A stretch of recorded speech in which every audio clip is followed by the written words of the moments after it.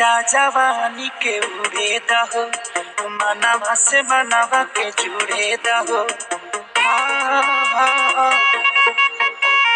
छीटा जवानी के उड़े दहो, मनवा से मनवा के जुड़े दहो। आज सुत दरिया तान के तान के तान के टूट जाए राजा जी, टूट जाए राजा जी पलंग सागवान के, टूट जाए राजा जी पलंग सागवान के।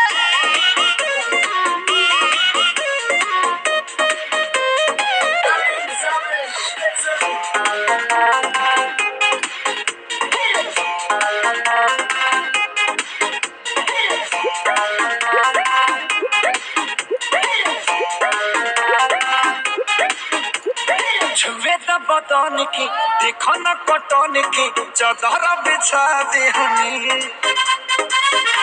पलंग जी मन पिघलाती हनी, पलंग पर झुलुआ झुलाती हनी। छुए त बदन के देखो न कटन के, चदर बिछा दे हनी। पलंग जी मन पिघलाती हनी, पलंग पर झुलुआ झुलाती हनी। परियार बाटे बेड अब फान के फान के फान के।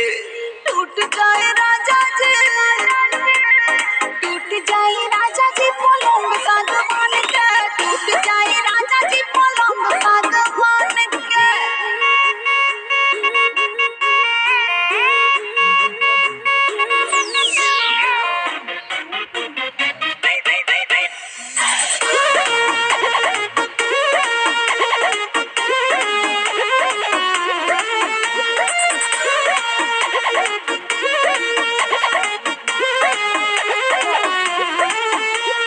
बने त बेसरमी देहिया में गरमी पैठे लागी हो।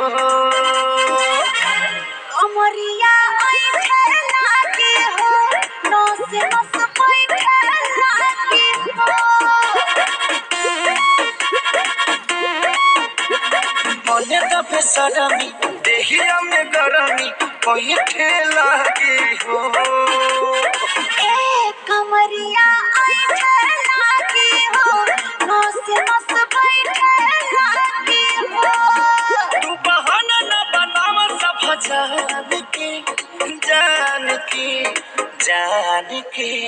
टूट जाए राजा